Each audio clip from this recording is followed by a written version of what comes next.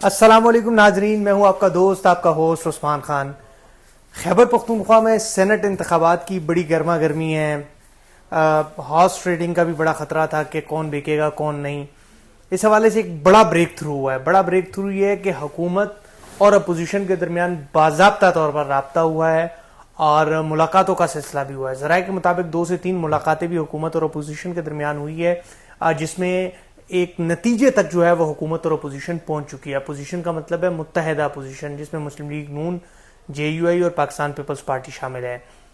کیونکہ اس وقت خیبر پختونخوا میں 11 نشستوں پر انتخابات ہونے جا رہے ہیں اور ایک اور نشست ہے جو کہ ڈاکٹر ثانیہ نشتر نے استعفیٰ دیا تھا، یعنی 12 نشستیں ہیں، جن میں ہم پہلے مرحلے میں 11 نشستوں کی بات کرتے ہیں، جس میں 2 خواتین کی، 2 ٹیکنوکریٹ کی اور باقی جو نشستیں ہیں 7 وہ جرنل ہیں۔ اس پر جو ہے وہ اب حکومت اور اپوزیشن کے درمیان ایک حد تک اتفاق رائے قائم ہو چکا ہے۔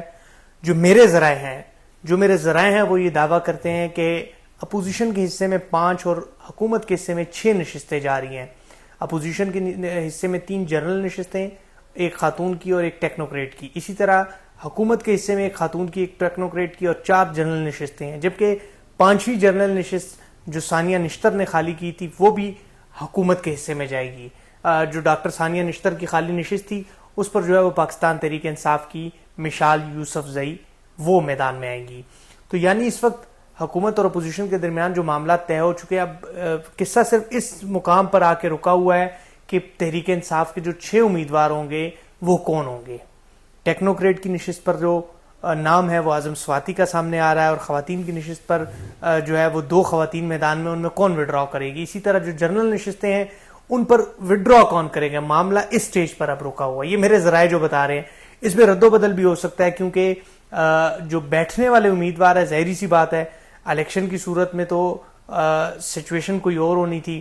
اب چونکہ بلا مقابلہ یہ سینیٹرز آ رہے ہیں تو لازمی سی بات ہے کینڈیڈیٹ کا بٹھانا کسی بھی پارٹی کے لیے بہت بڑا چیلنج ہوتا ہے۔ تو اب تحریک انصاف کو اس وقت جو سب سے بڑا چیلنج ہے وہ اپنے امیدواروں کو ہی بٹھانا ہے۔ ان امیدواروں کو کس طرح بٹھایا جائے گا، ان کو کیا کہا جائے گا، اس پر اب تحریک انصاف اپنی سوچ بچار کر رہی ہیں۔ وزیر اعلیٰ خیبر پختونخوا علی امین گنڈا پور کو یہ ٹاسک ملا ہے کہ وہ ان امیدواروں کو وڈرا کروائے۔ ویسے جو نام سر فہرست ہیں، جو امیدوار کامیاب ہوں گے جنرل پر، ابھی تک جو ہاٹ فیورٹ 4 نام ہیں جنرل نشستوں پر، ان میں پہلے نمبر پر مراد سعید ہے، دوسرے نمبر پر فیصل جاوید ہے، تیسرے نمبر مرزا محمد افریدی اور چوتھے نمبر پر پیر نور الحق قادری کا نام ہے۔ ٹیکنوکریٹ پر اعظم سواتی اور اسی طرح خواتین کا ابھی فیصلہ حتمی نہیں ہوا۔ مگر اس میں ایک اور چیلنج بھی ہے پاکستان تحریک انصاف کے لیے۔ وہ چیلنج یہ ہوگا کہ اسکروٹنی کا جو مرحلہ ہوگا اس میں مراد سعید روپوش رہنما ہے، اور اعظم سواتی پر ابھی حال ہی میں ایک بڑا سکینڈل خردبر کا جو 30 سے 40 ارب کا سکینڈل ہے کوہستان کا، وہ ہے۔ تو آیا یہ 2 امیدوار اگر تو اسکروٹنی کے مرحلے میں اور اپنے اس پروسیس میں کامیاب ہو جاتے ہیں تو پھر تو کوئی مسئلہ نہیں ہے۔ اگر یہ 2 امیدوار رہ گئے تو تحریک انصاف ان کے مقابلے میں دوسرے امیدواروں کو پھر میدان میں اتارے گی۔ تو یہ تحریک انصاف کا فیز ہے۔ اسی طرح اپوزیشن کی جانب سے جنرل نشست پر JUI کے جو ہے وہ مولانا عطاء الحق درویش ہے، مسلم لیگ نون کے جو ہے وہ نیاز احمد خان ہے، پیپلز پارٹی کے سینیٹر طلحہ محمود ہے، اور اسی طرح خواتین کی نشست پر ربینہ خالد اور ٹیکنوکریٹ کی نشست پر دلاور خان ہے، جن کا تعلق JUI سے ہے۔ تو بلا مقابلہ کی طرف، چونکہ حال ہی میں جو انتخابات ہوئے تھے سینٹ کے، اس میں پنجاب میں بلا مقابلہ منتخب ہوئے تھے، اسی طرح KPK میں یہ پریکٹس کی جا رہی ہے اور کوشش کی جا رہی ہے کہ بلا مقابلہ منتخب ہو۔ اب بات کرتے ہیں کہ بلا مقابلہ کیوں منتخب ہوں۔ اگر بلا مقابلہ منتخب نہیں ہوتے تو بڑا اپسیٹ ہونے کا امکان ہے۔ ایک چیز میں واضح کر دوں کہ تحریک انصاف کے بھی کچھ ممبران اپوزیشن کے ساتھ رابطے میں تھے۔ ظاہری سی بات ہے کہ اگر اپوزیشن انتخابات لڑتی تو اگر 18، 19 اور 20 کی ریشو بن رہی ہے تو مسلم لیگ نون کے ممبران کم ہیں، ظاہری سی بات ہے انہوں نے پورے کرنے تھے۔ اسی طرح پیپلز پارٹی کے 11 امیدوار تھے، 3 اگر آپ کہتے ہیں کہ ان کو ANP ووٹ دیتی ہے، 3 پاکستان تحریک انصاف پارلیمنٹیرین دیتے ہیں، پھر بھی ان کو ووٹس کی ضرورت تھی، تو وہ ووٹ کہاں سے آنے تھے؟ وہ ووٹ پاکستان تحریک انصاف کے ہی ہونے تھے۔ اسی طرح میں بات کرتا ہوں کہ تحریک انصاف کو یہ خطرہ تھا کہ ہمارے امیدوار اس طرف چلے جائیں گے اور ہم انتخابات اسی طرح ہار جائیں گے، 5 ان کو ملے گی، 6 ہمیں ملے گی، اس سے اچھا ہے کہ ہم بلا مقابلہ آ جائے۔